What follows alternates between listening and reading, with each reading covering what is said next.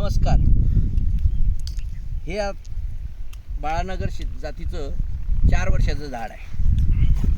आता आपल्याला या झाडाची छाटणी करताना सर्वप्रथम याचा बुंदा स्वच्छ करून घ्यायचा आहे.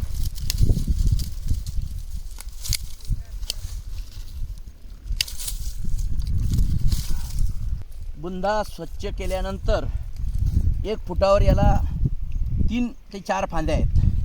या 4 फांद्यामध्ये आपल्याला फळकाड्या ठेवून जास्तीत जास्त फळकाड्या कशा राहतील तर पेन्सिलपेक्षा जाड म्हणजे करंगळीच्या आकाराच्या ह्या फांदीला आपण 3 फांद्या ठेवलेल्या आहेत. आता ही दुसरी एक या बाजूची फांदी जी आहे तर या फांदीला सुद्धा आपण 3 फांद्या ठेवणार आहे. आणि फांद्याची लांबी भविष्यकाळासाठी त्याच्यातून परत 2 फांद्या निघल्या पाहिजे म्हणून थोडी लांबी ठेवायची. तर अशा प्रकारे आपल्याला आता ही जी फांदी आहे यामुळं हिला सूर्यप्रकाश आणणार आहे म्हणून ही फांदी बुडातून आपण मधला भाग मोकळा करण्यासाठी ह्या ज्या 2 फांद्या आहेत ह्या बुडातून काढून घेतल्या. आता ही जी फांदी आहे ही बाहेर आहे तर हिला 2 ब्रँचेस आहे. मागील वर्षी इथं आपण कट केल्यामुळं हिला 2 ब्रँचेस आलेले आहेत. आता ह्या 2 ब्रँचेस आपल्याला यावर्षी इथं डेव्हलप करायचं म्हणजे आता इथे याला पुढच्या वर्षी परत 2 ब्रँचेस येतील. तर अशा प्रकारे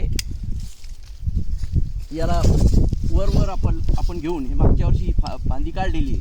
आता या ठिकाणी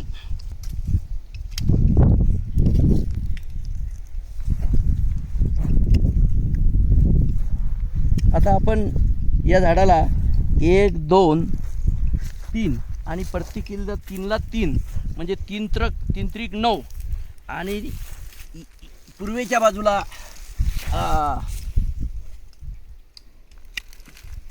2 फांद्या ठेवलेल्या आहेत आणि त्या 2 फांद्याला परत आपण प्रत्येकी 3 फांद्या ठेवलेल्या आहेत. त्याच्यामुळं 3 दुनी 6 3 त्रिक 9 3 चौक 12 आणि 3 15 फळकाड्या या झाडाला आपण पहिल्या स्टेजमध्ये ठेवलेल्या आहेत.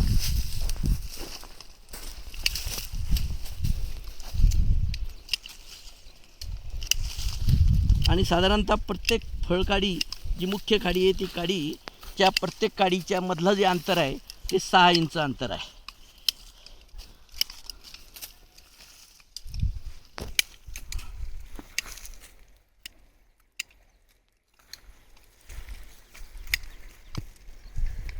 इथला बारीक सर्व चुरा काढून प्रत्येक फांदीला यू आकारामध्ये 2 फांद्या ठेवलेल्या आहेत. पुढील वर्षी त्या 2 फांद्याच्या परत आपल्याला यू आकारामध्ये 4 फांद्या मिळाल्या पाहिजे या हिशोबानं आणि मध्यभागामध्ये सूर्यप्रकाश मिळाला पाहिजे म्हणून ही जी मधली फांदी आहे ही आपण डायरेक्ट कट करून टाकलेली आहे.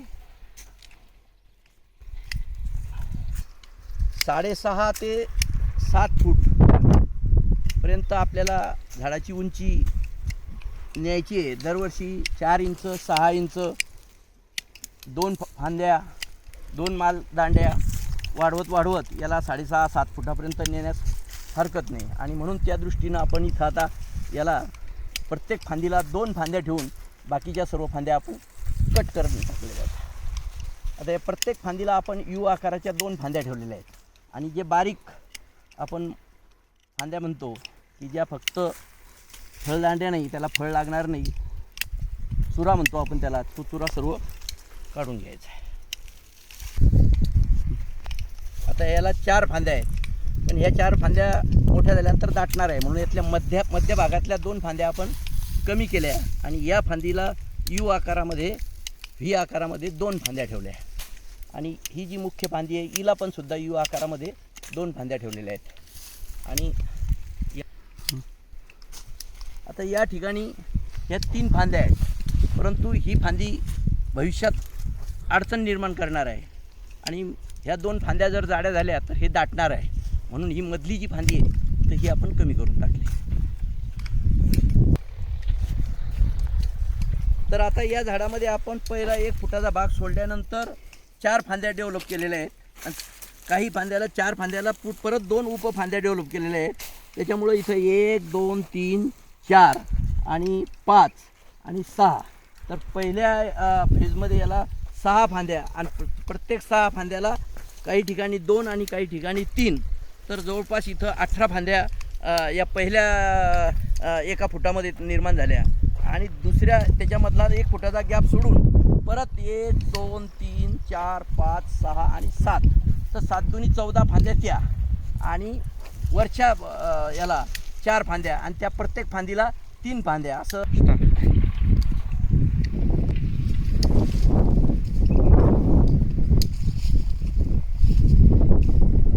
या झाडावर आपण आता एकूण 35 फांद्या ठेवलेल्या आहेत आणि त्यातल्या 30 फांद्या ज्या आहेत त्याच्यावर फळधारणा होईल आणि 5 फांद्या ज्या आहेत त्या पुढच्या वर्षीसाठी आपल्याला फळधारणेसाठी त्या मोठ्या होतील. तर 30 एका फांदीला 2 किंवा 3 जरी फळं धरली तर 30 त्रिक 90 म्हणजे काल बाळासाहेबांनी सांगितल्याप्रमाणे आपल्याला किंवा विनय भाऊजींनी सांगितलं की आपल्याला 60 ते 70 फळं मिळाले पाहिजे.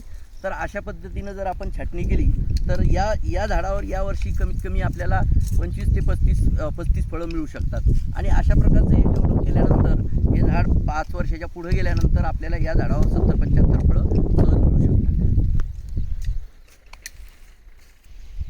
अशा प्रकारे छाटणीचं नियोजन आपण केलं तर आपल्याला अपेक्षित उत्पन्न मिळू शकते. धन्यवाद.